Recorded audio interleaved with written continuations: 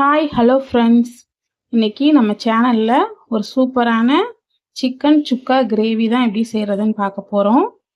இந்த கிரேவி வந்து ஒரு செமி கிரேவி.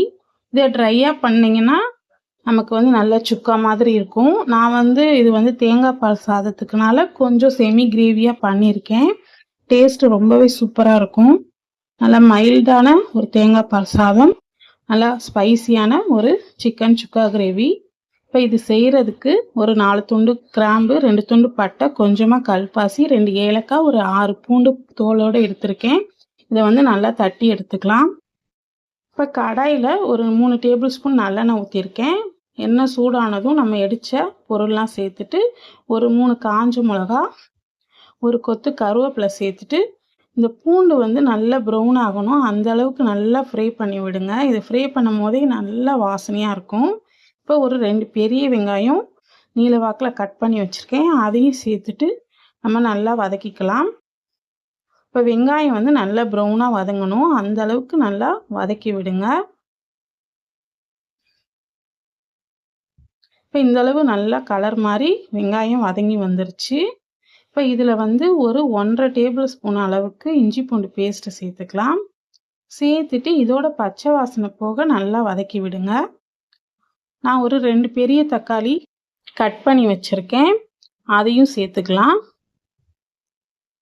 தக்காளி சேர்த்துட்டு நல்லா வதக்கி விடுங்க. இந்த தக்காளி நல்லா வதங்கிறதுக்காக நம்ம இந்த கிரேவிக்கு தேவையான அளவு உப்பு சேர்த்துக்கலாம். ஒரு டீஸ்பூன் அளவுக்கு உப்பு சேர்த்துக்கோங்க, கரெக்டாக இருக்கும். இப்போ மிளகாத்தூள் காரத்துக்கு 1 டீஸ்பூன் காஷ்மீரி மிளகாத்தூள், 1 டேபிள் ஸ்பூன் மல்லித்தூள் மட்டும் தான் சேர்த்துருக்கேன், வேறு எதுவும் சேர்க்கலை.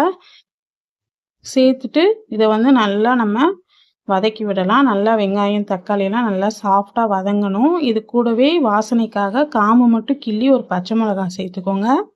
சேர்த்துட்டு நல்லா வதக்கி விடுங்க. நம்ம 1 கிலோ சிக்கன் அளவுக்கு செஞ்சிட்ருக்கோம். இப்போ நான் 1 கிலோ சிக்கன் நல்லா மஞ்சத்தூள் போட்டு நல்லா 2-3 வாட்டி நல்லா அலசி எடுத்திருக்கேன், அதை சேர்த்துக்கலாம். நம்ம எந்த நான்வெஜ் கிரேவி செஞ்சாலுமே கறியை இந்த மசாலா கூட ஒரு 5லேருந்து 7 நிமிஷம் நல்லா வதக்கி விடுங்க. அப்போ தான் அந்த கிரேவி ஆகட்டும், பிரியாணி ஆகட்டும், எல்லாமே நல்ல டேஸ்ட்டாக கிடைக்கும். நல்லா ஒரு 5 நிமிஷத்துக்கு நல்லா வதக்கி விடுங்க கறியை.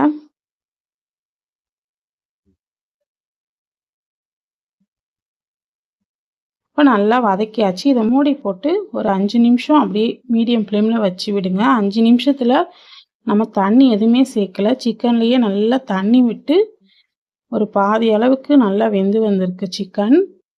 இப்போ எடுத்துட்டு நல்லா கிளறிக்கலாம், அடிக்கொருக்க கிளறிக்கோங்க.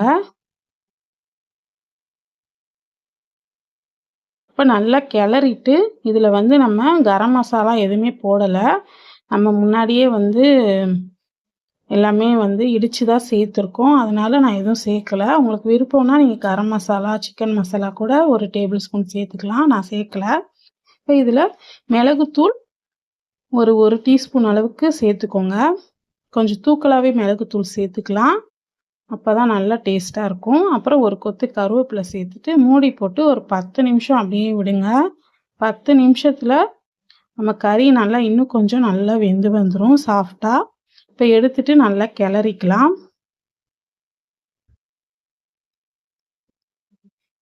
இந்த மிளகுத்தூள் எல்லா கறியிலையும் படுற மாதிரி நல்லா கிளறி விடுங்க.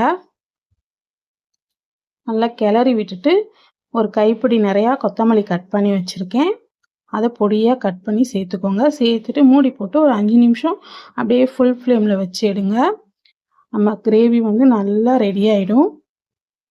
இதை நல்லா கொஞ்சம் கிளறி விடுங்க. இந்த தண்ணியெல்லாம் கொஞ்சம் லைட்டாக ட்ரை ஆகட்டும், இன்னும் நம்ம மூடி போட வேணாம், அப்படியும் நல்லா கிளறிக்கலாம். இது நல்லா வாசனையாக சாப்பிட்றதுக்கு ரொம்ப அட்டகாசமாக இருக்கும், கண்டிப்பாக ட்ரை பண்ணி பாருங்கள். ஒரு தேங்காய் பால் சாதம், கீ ரைஸு, சாம்பார் சாதம், ரசம் சாதம், இதுக்கெலாம் இந்த சிக்கன் சுக்கா கிரேவி ரொம்ப சூப்பராக இருக்கும். ஃபைனலாக கொஞ்சமாக கொத்தமல்லி போட்டு நம்ம அடுப்பை ஆஃப் பண்ணி இறக்கிற வேண்டியது தான். கண்டிப்பாக செஞ்சு பார்த்துட்டு எப்படி இருந்ததுன்னு சொல்லுங்கள். நான் போகிற ரெசிபீஸ்லாம் உங்களுக்கு பிடிச்சிருந்தா லைக் பண்ணுங்கள், கமெண்ட் பண்ணுங்கள், உங்கள் ஃப்ரெண்ட்ஸ் அண்ட் ஃபேமிலிக்கு ஷேர் பண்ணுங்கள். மறக்காமல் நம்ம சேனலை சப்ஸ்கிரைப் பண்ணிக்கோங்க. என் சேனல் சப்ஸ்கிரைப் பண்ண எல்லாருக்குமே ரொம்ப நன்றி.